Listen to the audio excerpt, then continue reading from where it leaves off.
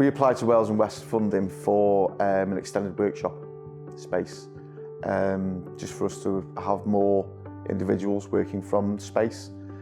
Some of these young individuals that I have coming here, they're the hardest to reach young people you'll ever get. You can't get any harder. They come in for like evening sessions, weekend sessions. We do sessions around fire pits, we do food. It's more about getting them out, getting them socialising, because these kids, the majority of them don't come out of bedrooms. Literally, they never leave the rooms, one being my son, which is one of the main reasons why I set up the Willow Collective, was for my son. Do you know what I mean? For him to come down with his friends to start using the yard. And then slowly over time, I started adding the wood element into it.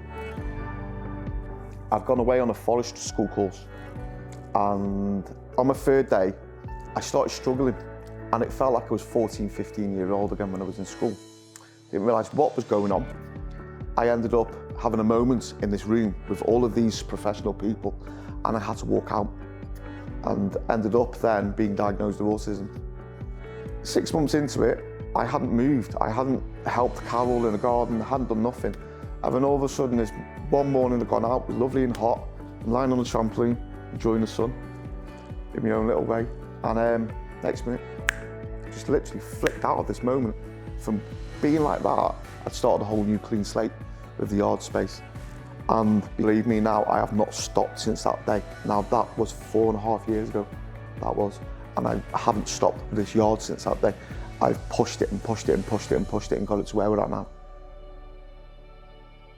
I need to be thinking now with these youngsters is, rather than them just coming down there and thinking it's like a youth club, which has been great for the past 4 years, is slowly turning this into a career-based centre. Moving on down the lines of apprenticeships, work experience, actually allowing these youngsters to carry on doing what they're doing by coming to the yard, but then by us, as the Willow Collective, send them off into pathways. There was a young gentleman called Matt.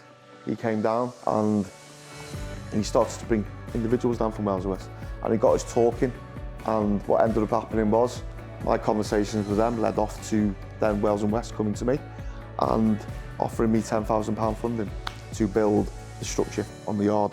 So by us receiving the funding from Wales West, this is the first starting off stage to the project, basically, to the next evolution of the project.